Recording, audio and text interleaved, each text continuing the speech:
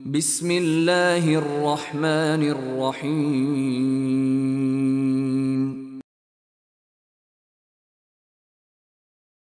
ان الحمد للہ نحمده ونستغفره ونستعینه ونستغفره ونعوذ باللہ من شرور انفسنا ومن سیئات اعمالنا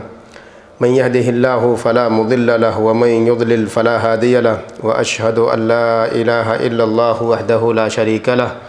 واشهد ان نبينا محمدا عبده ورسوله ارسله الله بالحق بشيرا ونذيرا فاعوذ بالله من الشيطان الرجيم يا ايها الذين امنوا اتقوا الله حق تقاته ولا تموتن الا وانتم مسلمون يا ايها الناس اتقوا ربكم الذي خلقكم من نفس واحده وخلق منها زوجها وبث منهما رجالا كثيرا ونساء واتقوا الله الذي تساءلون به والأرحام إن الله كان عليكم رقيبا يا أيها الذين آمنوا اتقوا الله وقولوا قولا سديدا يصلح لكم أعمالكم ويغفر لكم ذنوبكم ومن يطع الله ورسوله فقد فاز فوزا عظيما أما بعد فإن خير الحديث كتاب الله وخير الهدي هدي محمد صلى الله عليه وسلم وشر الأمور محدثاتها وكل محدثة بدعة وَكُلَّ بِدْعَةٍ ضَلَالَةٍ وَكُلَّ ضَلَالَةٍ فِي النَّارِ۔ تمام تعریفیں اللہ وحدہ لا شریک کے لیے جو ہمارا اور آپ کا خالق اور مالک ہے۔ اللہ کی جانب سے جتنے بھی نبی اور رسول آئے سب پر درود و سلام، خصوصیت کے ساتھ ہمارے آخری نبی احمد مجتبیٰ محمد مصطفیٰ صلی اللہ تعالی علیہ وآلہ وسلم پر، آپ کی آل و اولاد، آپ کے صحابہ اور جو لوگ صحیح طور پر آپ کی اتباع اور پیروی کرنے والے ہیں۔ حضرات، پچھلے کئی خطبے سے ہماری ایک بات نکاح اور شادی کے حوالے سے ہو رہی ہے۔ ابھی تک ہم نے نکاح کی اہمیت اور فضیلت، اس کی افادیت اور معاشرے کے اندر اس کی ضرورت،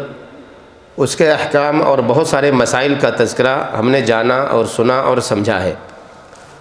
آج کے اس خطبے میں انشاءاللہ ہم اور آپ جانیں گے کہ نبی کریم صلی اللہ علیہ وسلم کا طریقہ نکاح اور شادی کے حوالے سے کیا تھا، عصر جدید اور عصر قدیم میں نئے اور پرانے دور کے اندر کیا تبدیلی آئی ہے، حالات نے کس کروٹ لیا ہے اور شادی اور نکاح میں کتنے مسائل سے دوچار آج کا مسلمان ہو رہا ہے۔ انشاءاللہ ان ساری باتوں پر آنے والے خطبے اور اس خطبے کے اندر گفتگو کی جائے گی۔ نکاح کا ایک ضروری حصہ جسے ہم اور آپ مہر کے نام سے جانتے ہیں، مہر نکاح کے لیے ضروری ہے۔ اس کی مقدار کم ہو یا زیادہ ہو، یہ ڈیپینڈ کرتا ہے دینے والے کے اوپر، اس کے حالات کے اوپر۔ کہیں کہیں مہر کا چلن بہت کم اور معمولی ہوتا ہے، جو کہ شریعت کو اصل مقصود ہے کہ مہر بہت ہی ہلکا اور بہت کم ہو، لیکن کہیں کہیں بعض علاقوں میں مہر بہت زیادہ ہوتا ہے، اور کبھی کبھی تو ایسا ہوتا ہے کہ نکاح کرنے والا، شادی کرنے والا جو لڑکا ہوتا ہے، اس کے بوجھ تلے وہ دب جاتا ہے اور اس کے پاس اتنے پیسے نہیں ہوتے یا مہر کے لیے اتنے اس کے پاس اثاثے اور سرمایہ نہیں ہوتے کہ وہ نکاح کر سکے، اس لیے کبھی کبھار اس سے پیچھے ہٹتا ہے۔ وہ آپ دیکھیں گے بہت سارے ایسے ممالک ہیں جہاں پر نکاح بہت ہی اعلیٰ معیار میں رکھا جاتا ہے، جسے آپ یوں کہیں کہ کروڑوں میں لوگ مہر رکھتے ہیں، نکاح میں مہر رکھتے ہیں، جس کی وجہ سے ہوتا یہ ہے کہ نکاح میں تاخیر ہوتی ہے اور لوگ اس سے دور ہوتے ہیں اور پھر وہ گناہوں میں، دوسرے گناہوں میں لت پت ہوتے ہیں۔ شریعت کو مطلوب یہ ہے، شریعت چاہتی ہے کہ نکاح کے اندر مہر بہت معمولی مقدار میں ہو۔ اللہ کے نبی محمد الرسول اللہ صلی اللہ علیہ وسلم کی حدیث آتی ہے، خیر الصداق ایسرہ، بہترین مہر وہ ہے جو سب سے معمولی ہو، سب سے ہلکا ہو۔ ہلکے کا مطلب یہ ہے کہ کسی کے پاس اگر 10 روپے بھی مہر دینے کے لیے ہیں تو اس کا نکاح ہو جائے گا، 1 روپے بھی اگر دینے کے لیے ہے تو بھی نکاح ہو جائے گا، کسی کے پاس 1 لاکھ روپے بھی ہیں، 1 کروڑ روپے بھی ہیں تو بھی نکاح ہو جائے گا۔ اتنا شریعت نے گنجائش رکھی ہوئی ہے۔ ایک دوسری حدیث میں آتا ہے، خیر النکاح ایسرہ، بہترین نکاح وہ ہے جس کے اندر آسانی کی گئی ہو، اور اگر مہر میں آسانی ہوگی تو یقینی طور پر نکاح میں آسانی ہو جائے گی، اور اگر مہر مشکل بنا دیا گیا تو پھر نکاح بہت ہی مشکل ہو جاتا ہے، جس کا نتیجہ آج ہم اور آپ لوگ دیکھتے ہیں۔ علامہ عزیزی رحمہ اللہ فرماتے ہیں، ای اقلہ مہرن، نکاح آسان ہوگا، یعنی جب مہر آسان ہوگا یا مہر کے اندر آسانی ہوگی تو نکاح بھی آسان کر دیا جائے گا۔ آپ نے سنا ہوگا ہمارے اور آپ کے یہاں بعض لوگ مہر کے حوالے سے یہ تصور رکھتے ہیں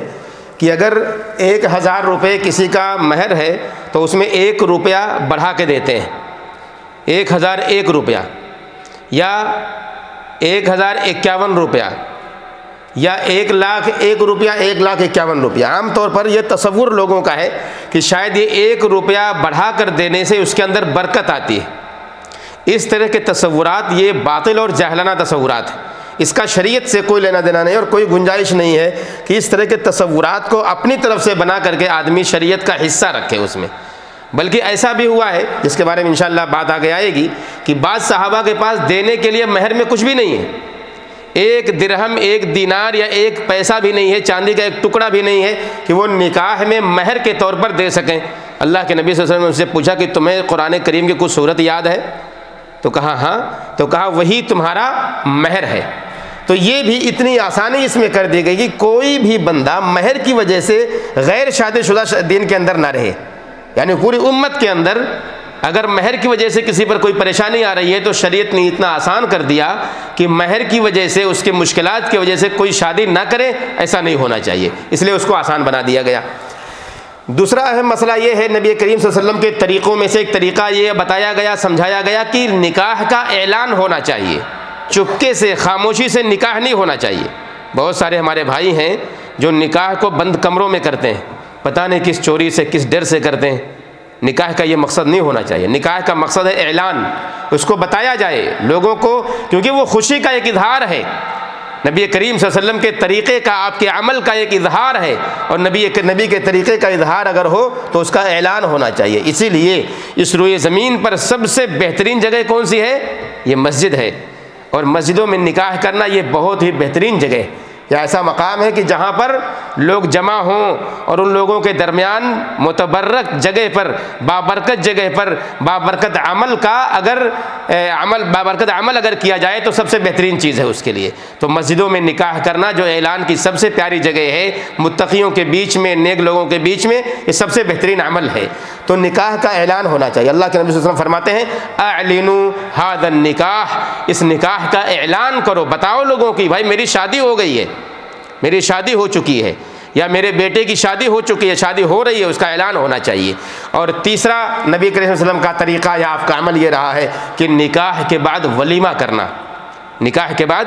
نکاح سے پہلے ولیمہ نہیں ہو سکتا، نکاح کے بعد ولیمہ ہوگا، چاہے نکاح کے فوراً بعد کر لیا جائے یا نکاح کے دوسرے دن یا تیسرے دن، جس طرح آسانی ہو اس کے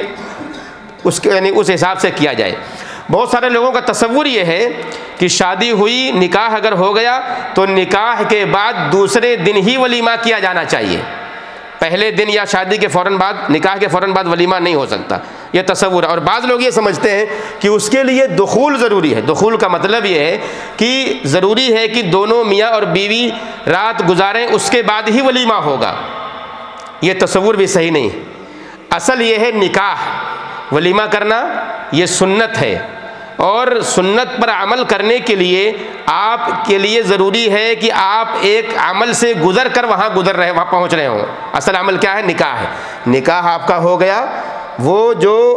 ایجاب اور قبول ہے میاں اور بیوی کے درمیان، وہ اگر واقع ہو گیا تو اس کے فوری بعد بھی ولیمہ کیا جا سکتا ہے۔ لیکن بہتر طریقہ یہ ہے جو بہت سارے فقہا اور بہت سارے محدثین کا عمل اور آپ کی بات رہی ہے کہ آدمی تھوڑا فرصت لے کر کے وقت گزرنے کے بعد کرے تو زیادہ بہتر ہے، جو کہ عام طور پر ہمارے یہاں عام طور پر ہندوستان پاکستان میں رائج ہے کہ آج اگر نکاح ہوا ہے تو دوسرے دن ولیمہ کیا جاتا ہے۔ یہ بہت اچھی چیز ہے، ایسا ہونا چاہیے، لیکن یہ ضروری نہیں ہے، واجب نہیں ہے کہ دوسرے ہی دن ہو، یہ واجب نہیں ہے، تصور یہ نہیں ہونا چاہیے۔ یعنی فوراً بھی آدمی کر سکتا ہے۔ بہت سارے لوگوں کے حالات اور مسائل ہوتے ہیں، بہت سارے لوگوں کے، جیسے مثال کے طور پہ آپ یوں لے لیں، بتاؤں آپ کو، کبھی کبھار ہوتا ہے کہ لڑکے اور لڑکی کے رشتہ دار ایک ہوتے ہیں، ایک مطلب آپ کے چچا سے، اگر چچا کی بچی سے شادی ہو رہی ہے تو ظاہر آپ کے رشتہ دار اور ان کے رشتہ دار سب ایک ہی ہیں۔ تو سوچتے لوگ یہ ہیں کہ جب ایک ہی جگہ جمع ہونا ہے سارے لوگوں کو تو کیوں نہ مل کر کے ہی ایک دعوت کر دی جائے سب کی۔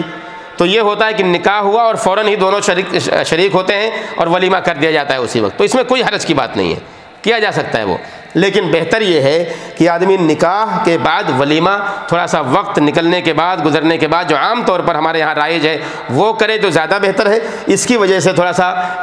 لوگوں کو آنے میں آسانی ہوگی. اور پھر اس کے بعد جو بعض فقہا کے یہاں ہے کہ ایک وقت گزر جائے اور میاں اور بیوی کا ملاپ ہو جائے تو اس کے بعد کیا جائے، تو اس پر بھی عمل ہو جائے گا، اور یہی بہترین طریقہ لوگوں نے، علماء نے بیان کیا ہے. لیکن یہ ہونا چاہیے. حدیث میں آتا ہے اللہ کے نبی صلی اللہ علیہ وسلم نے ایک صحابی کو دیکھا کہ جس کے ہاتھوں میں کچھ آثار تھے، جس کے اوپر آثار تھے کہ انہوں نے نکاح کر لیا. پوچھا انہوں نے کیا تم نے نکاح کر لیا ہے؟ بلکہ جابر رضی اللہ تعالیٰ عنہ کی یہ بات ہے. کہا کہ کیا تم نے شادی کر لی؟ کہا ہاں. کہا اولم ولو بشاۃ، تمہیں ولیمہ کرنا چاہیے چاہے ایک بکری کیوں نہ ہو. اور یہ دلیل ہے اس بات کی کہ ولیمہ کرنا ہی کرنا ہے آپ کو. اگر آپ نے نکاح کیا ہے تو چاہے ہلکی سی دعوت دیں، یہ ضروری نہیں کہ آپ بکرے کا گوشت ہی کھلائیں.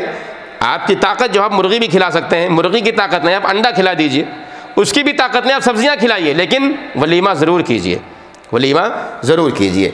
اور ولیمے میں حاضری، عام لوگوں کی شرکت، اس میں اس کا حکم کیا ہے؟ اللہ کے نبی صلی اللہ علیہ وسلم فرماتے ہیں اذا دعی احدکم الی الولیمۃ فلیاتیھا، تم میں سے کوئی بھی شخص اگر ولیمے کی دعوت اسے دی جائے تو اسے چاہیے کہ اس میں شریک ہو،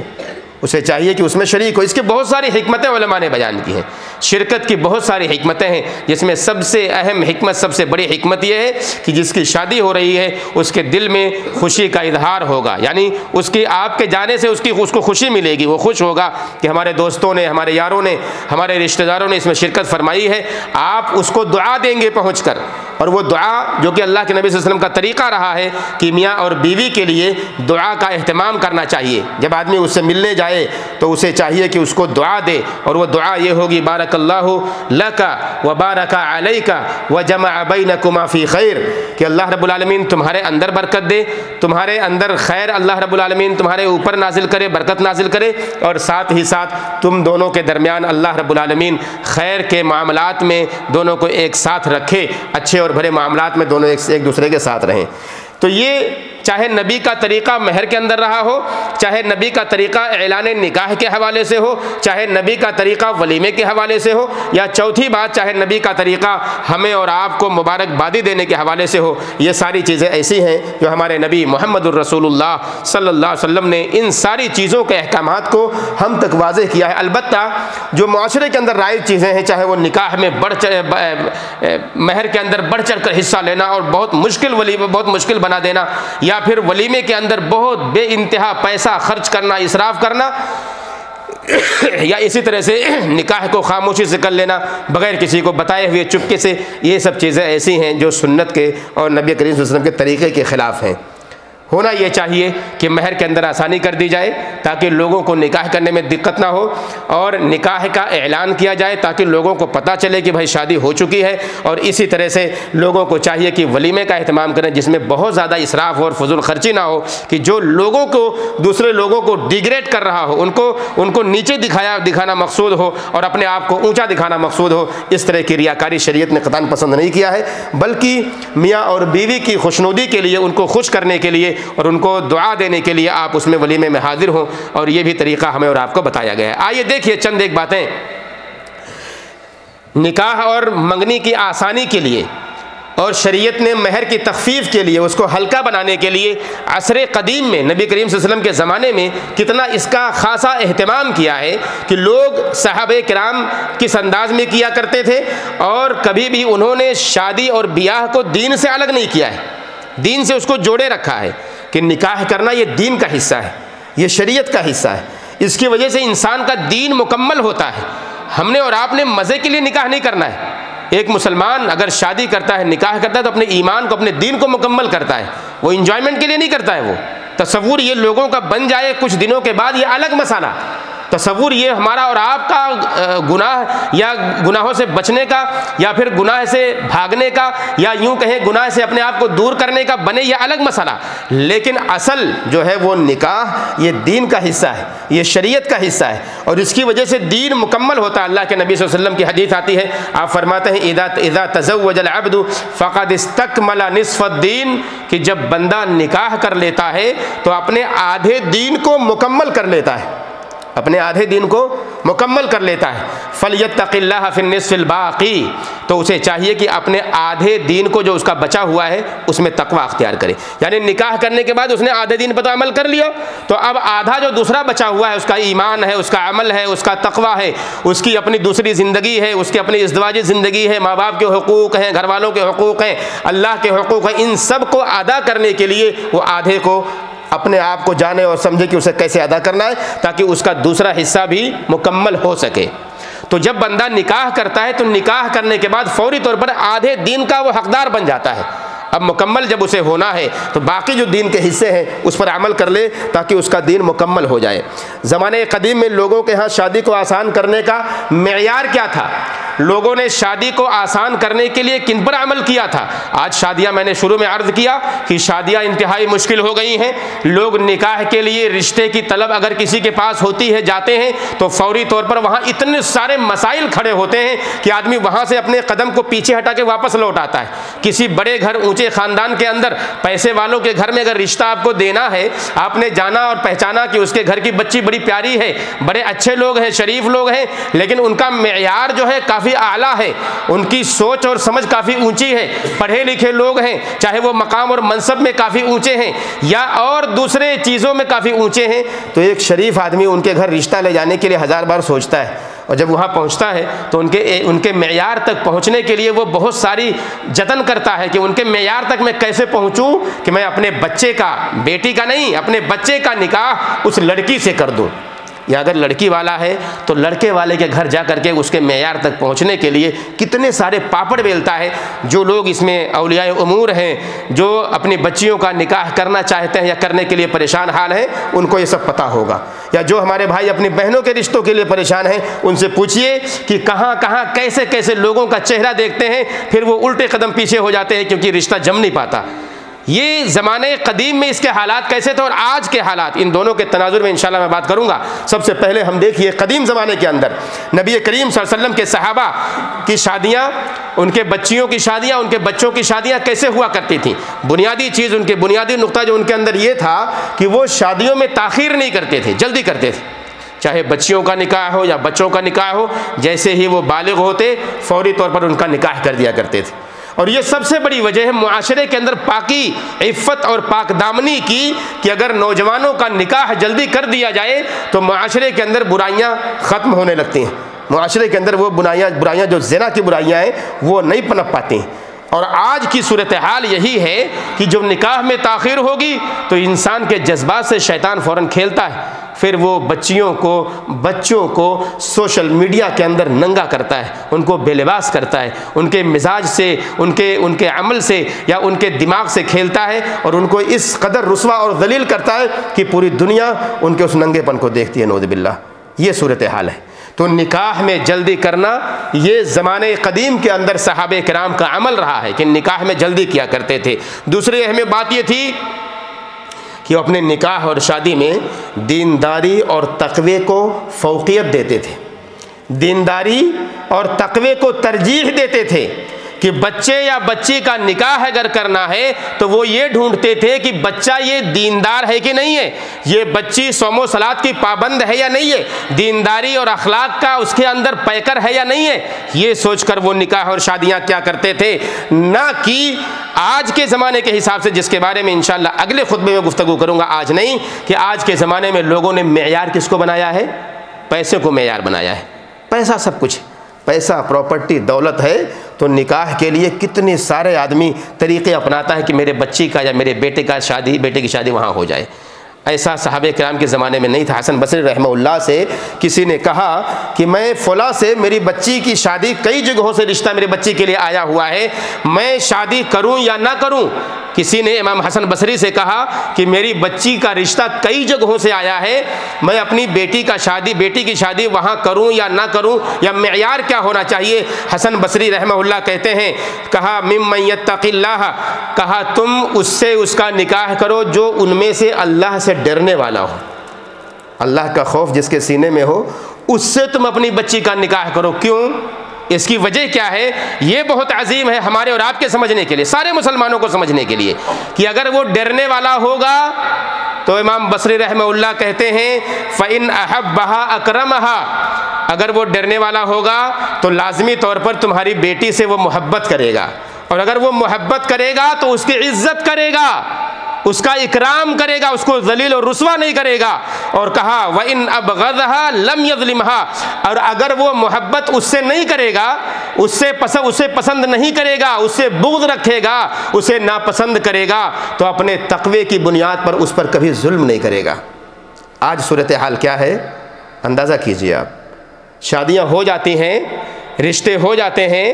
اور محبت نام کی چیز اگر باقی بھی رہتی ہے تو بھی عزت اور اکرام لڑکی کو نہیں مل پاتا، یا لڑکی اگر عزت و اکرام اسے دے بھی دے تو لڑکا کبھی بھی اسے رسوا کرتا ہے، اسے ذلیل کرتا ہے۔ اور اگر ناپسندیدگی کی بات آ جائے تو ظلم کی تو انتہا ہو جاتی ہے۔ اگر ناپسند کر لے دونوں ایک دوسرے کو تو ظلم کی انتہا ہو جاتی ہے، دونوں طرف سے ظلم ہوتے ہیں اور معاملات کورٹ کچہری میں پہنچتے ہیں، جہاں مسلمانوں کو ہم اور آپ کو ذلیل و رسوا کیا جاتا ہے۔ یہ صورتحال ہے موجودہ معاشرے کی۔ تو ہونا یہ چاہیے کہ دینداری سب سے اہم مقدم رکھا جائے رشتے کے وقت میں۔ اس کا فائدہ یہ ہوگا کہ لڑکا اگر دیندار ہوگا یا لڑکی اگر دیندار ہوگی تو دونوں ایک دوسرے سے محبت کریں گے اور ایک دوسرے کو رسوا نہیں کریں گے، ذلیل نہیں کریں گے، اور اگر نفرتیں کہیں پیدا ہو گئی ایک دوسرے کے دل میں تو کبھی بھی دونوں ایک دوسرے پر ظلم نہیں کریں گے۔ یہ طریقہ ہمیں اور آپ کو اپنانے کی ضرورت ہے۔ تیسری اہم بات یہ ہے اس کے اندر کہ مہر کے لیے آسانی کی جائے گی۔ زمانے قدیم میں لوگ مہر کو بڑا آسان سمجھتے تھے، ان کے لیے بالکل مشکل نہیں تھا۔ شادی کا رشتہ کہیں اگر دینا ہے تو ان کے لیے پریشان ہونے کی ضرورت نہیں تھی کہ اگر مجھے نکاح کرنا ہے اپنی بیٹی کا تو میں کہاں سے اتنا پیسہ لاؤں گا، جہیز کی شکل میں اسے دوں گا، بلکہ آسانی مہر کے لیے ہوتی تھی۔ کہا وَخَيْرُ صَدَاقِ أَيْسَرَهُ، بہترین مہر وہ ہے کہ جو سب سے ہلکا ہو،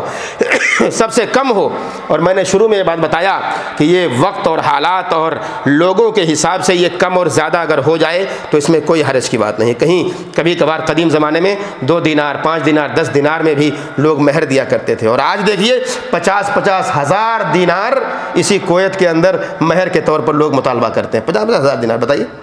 50 ہزار کا مطلب کتنا ہو گیا؟ 60-70 لاکھ روپے ہندوستانی۔ اتنا مہر دینے کے لیے ایک عام آدمی تو نہیں دے سکتا۔ تو جب اتنا زیادہ ہوگا تو یہ مشکلات بڑھتے جائیں گے اور شادیوں میں تاخیر ہوگی۔ تو ہونا یہ چاہیے کہ اللہ کے نبی صلی اللہ علیہ وسلم کے صحابہ کرام کی طرح کہ جب وہ بھی نکاح کیا کرتے تھے تو اللہ کے نبی صلی اللہ علیہ وسلم نے ان کے لیے بتا دیا اور یہ پیغام دیا ماذا معک من القرآن، کہ قرآن اگر تمہیں کچھ یاد ہے تو اس قرآن کی بعد صورتوں پر بھی اللہ کے نبی صلی اللہ علیہ وسلم نے مہر دے دیا ہے اور لوگوں کے مہر کو رکھ کر کے ان کے لیے آسان کر دیا۔ چوتھی بات یہ ہے کہ صحابہ اور تابعین اپنے بچوں کو ہر اس شخص سے شادی کر دیا کرتے تھے جن سے وہ راضی ہوا کرتے تھے۔ اپنی بچیوں کا نکاح ہر اس شخص سے کر دیا کرتے تھے جس کے اندر تقوی کا معیار ہوا کرتا تھا۔ اور یہ بات بہت اہم ہے میرے بھائیوں، میرے بزرگوں اور میری بہنوں اور ماؤں، کبھی بھی دیکھیے اگر اپنی بیٹی کا یا اپنی بہن کا نکاح کرنا ہو تو معیار جو بنائے آپ تقوی کو بنائیے، اللہ کے لیے تقوی کو بنائیے۔ وہ کبھی بھی آپ کی بیٹی کو کبھی رسوا نہیں کرے گا اگر وہ دیندار ہوگا۔ اور حدیث ہے اس کی، حدیث میں آتا ہے، فرماتے ہیں اذا اتاکم من ترضون دینہ وخلقہ فزوجوہ، کہا کہ تم اگر کسی کے دین سے اور اس کے اخلاق سے اگر راضی ہو جاؤ اور وہ شخص رشتہ تمہارے لیے لے کر آ رہا ہو تمہاری بیٹی کا یا تمہاری بہن کا تو تم اس سے نکاح کر دو، اس سے شادی کر دو۔ اور کہا الا تفعلوا تکن فتنۃ فی الارض وفساد کبیر، اگر تم ایسا نہیں کرو گے تو یاد رکھنا مسلمانوں اس روئے زمین پر فساد واقع ہوگا اور فتنہ واقع ہوگا۔ آج بتائیے مجھے، جائزہ لیجئے آپ، گھروں کے اندر نکاح کے بعد چند مہینوں چند سالوں کے بعد طلاق کی شرح کیوں بڑھ رہی ہے؟ یہ طلاق کے مطالبات یا خلا کے مطالبات کیوں ہو رہے ہیں؟ کیونکہ ہم نے شادی کے وقت میں جو معیار شریعت نے بنایا تھا کہ اخلاق کو اور دین کو دیکھا جائے، ہم نے دیکھا ہی نہیں۔ لڑکے کو اس کی کوئی ادا ناپسند آئی ہوگی، طلاق دے دیا فوری طور پہ، گھر سے نکال دیا، اسے رسوا کر دیا، معاشرے کے اندر اسے ذلیل کر دیا۔ نکاح کے بعد طلاق ہو گیا، اس لڑکی پر کیا گزرتی ہے اندازہ نہیں ہوگا۔ انشاءاللہ میں اگلے خطبے میں بات کروں گا اس کے حوالے سے تفصیلی طور پر۔ تو یہ صورتحال آج کے زمانے میں ہمارے اور آپ کے سامنے پیش ہے کہ لوگوں نے معیار جو بنایا وہ دولت کو بنایا، وہ اللہ کے لیے تقوی اور دین کو یا اخلاق کو نہیں بنایا کہ جو ہمارے لیے ضروری تھا۔ اسی لیے ہمارے لیے ضروری ہے کہ دینداری کو سب سے پہلے ترجیح دے دیا کریں۔ کوئی بھی عورت، میں نے پچھلے ہفتے یا پچھلے خطبے میں بھی یہ بات کہی تھی، کوئی بھی لڑکی یا عورت اگر کسی کے اندر کوئی صلاح دیکھتی ہے، کوئی خیر دیکھتی ہے اور اس سے نکاح کی رغبت رکھتی ہے تو اولیاء امور کو چاہیے کہ اس کی رغبت کا خاص خیال کریں۔ ہمارے ہاں یہ معیوب سمجھا جاتا ہے،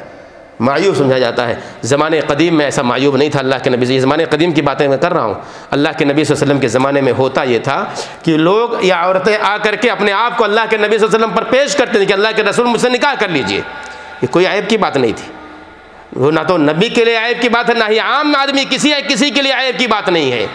تو یہ اس کے بعد سمجھنا ضروری ہے کہ جو میرے اوپر پیش اپنے آپ کو کر رہا ہے وہ کیسا ہے، اخلاق والا ہے، دین والا ہے کہ نہیں، اس کے بارے میں ہمیں اور آپ کو سمجھنا ضروری ہے۔ اور اسی طرح سے ہمیں چاہیے کہ ہم اور آپ شادی اور رشتہ تلاش کرتے وقت سب سے پہلے دینداری کو ترجیح دیتے ہوئے شکل و صورت یا پھر جاہ و منصب، ان کے نسب اور ان کے احوال کو بعد میں جانیں اور سمجھیں۔ یہ چند باتیں ہیں جو زمانے قدیم میں لوگ خصوصی طور پر اس کا خیال رکھتے تھے۔ انشاءاللہ موجودہ زمانے کے احوال اور پھر منگنی اور اس کے تعلق سے انشاءاللہ آگے آنے والے خطبوں میں گفتگو کی جائے گی۔ اللہ سے دعا کرتا ہوں کہ اللہ رب العالمین ہم تمام مسلمانوں کو نبی کے طریقے پر سارے اعمال کو کرنے کی توفیق دے۔ ہم جو کچھ بھی معاملات کریں وہ اللہ کے نبی صلی اللہ علیہ وسلم کے طریقے کے مطابق ہو۔ اے اللہ تعالی ہم سارے مسلمانوں کو دین پر چلنے والا بنا دے، دیندار بنا دے، نیک اور صالح بنا دے، ہمارے سارے کام اچھائیوں کے ساتھ ہوں، برائیوں سے اللہ ہم سب کو دور کر دے، گناہ سے ہم سب کو دور کر دے، بدعت اور شرک سے ہم سب کو دور کر دے، جب تک زندہ رکھ اسلام پر ہمارا خاتمہ ہو تو ایمان پر ہو۔